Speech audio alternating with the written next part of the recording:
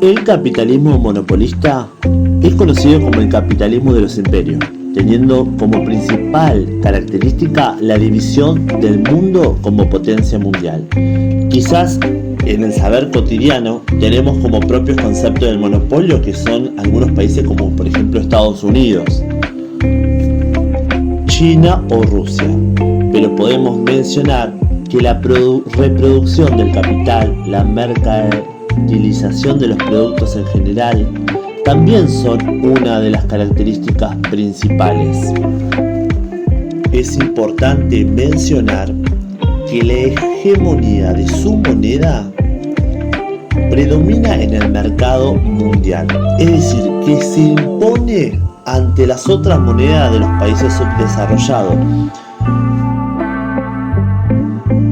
El capitalismo monopolista tiene como su principal etapa de desarrollo fuertemente arraigada al capitalismo financiero, como por ejemplo la Bolsa de Valores Internacionales, el Fondo Monetario Internacional, los bancos mundiales, la Bolsa de Wall Street como un engranaje en el mundo y de la vida cotidiana. La Bolsa de Valores, por ejemplo, en otra etapa tenía un papel secundario en la vida cotidiana de los ciudadanos, pero ahora en la actualidad tiene un papel principal que afecta la vida de cada ciudadano y se puede impregnar en la vida cotidiana de los mismos.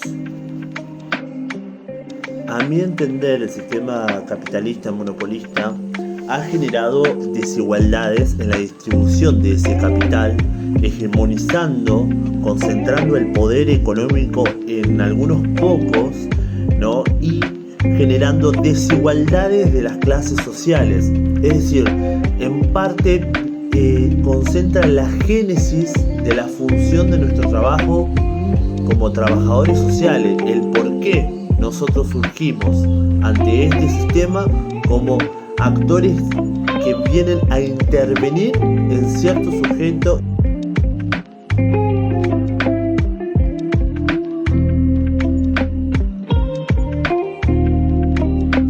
Este debate necesitó tener cosas que antecederam un movimiento de descoberta de esta profesión, de redescoberta, de reconceptualización, pero los problemas no estaban en los conceptos, estaban en la intencionalidad, en la dirección social de la profesión, en el significado social de la profesión. Pero el término era malo, la idea, la intención del movimiento era perfecta y vingó muy bien, porque hoy tenemos una postura crítica diante desta profesión. Tenemos, no toda la gente, no, claro que no, no es posible que toda la gente piense igual, pero hay una tendencia que piensa la profesión de manera más crítica, que le interesa saber a qué interés y de qué clase social nosotros estamos reforzando, reproduciendo. Entonces logró una cosa buena, fue bien sucedida, que dicha, como se diz por aquí, que dicha. ¿Por quê? Porque hoy podemos mirar criticamente para a realidade e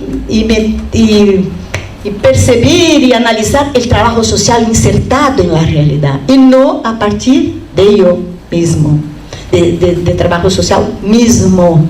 Não, o trabalho social não se explica por si mesmo. O trabalho social é produto histórico de uma determinada sociedade, uma sociedade que tem suas características, que tem que ser conhecida, que tem que ser reconhecida, porque está em constante câmbio, em constante processo de madurez, de de transformação, de mudança, de cambio, esta sociedade não está fija. E é ideológico pensar que a sociedade vai seguir um rumo único. Não. O rumo da sociedade, nenhuma sociedade está determinado a priori. Quem vai determinar este rumo? As instituições sociais, o Estado, a luta de classes. Que é o quê? O confronto entre o que quer um conjunto de forças e o confronto do que se quer outro conjunto de forças. Incluso nossos interesses estarão aí, como sujeitos que somos sujeitos históricos, homens e mulheres. Os interesses das mulheres têm que estar aí, os interesses dos homens têm que estar aí, os interesses dos niños que estão em las calles têm que estar aí. Então, é este conjunto de interesses que vão pressionando o movimento da história, e a história é isto.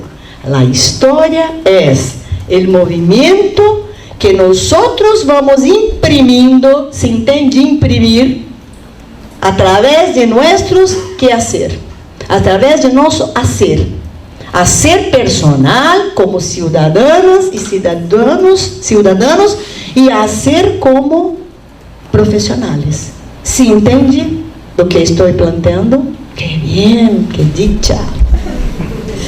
Então, é importante resgatar de onde surge a discussão da instrumentalidade. Não nasce de uma cabeça que por la manhã, mirando uma praça bonita, florida, pensa, vamos cambiar a discussão da metodologia de trabalho social para a instrumentalidade, que é mais ampla do que a metodologia. Não, todavia tem bases históricas e, por lo tanto, suas bases históricas estão em uma tendência mais crítica que se desenvolveu a partir do movimento da reconceitualização. Não foi a única tendência que se desenvolveu aí, na reconceitualização, mas uma tendência que dizia que os problemas de trabalho social não estavam em si mesmo, tampouco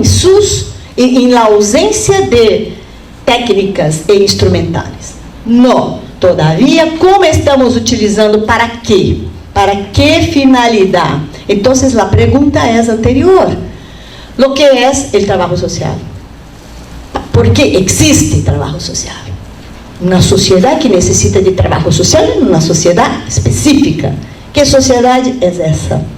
Por que se necessita de um trabalhador social que se insere em la divisão social e técnica de trabalho com esta determinação sociohistórica? Por que existe?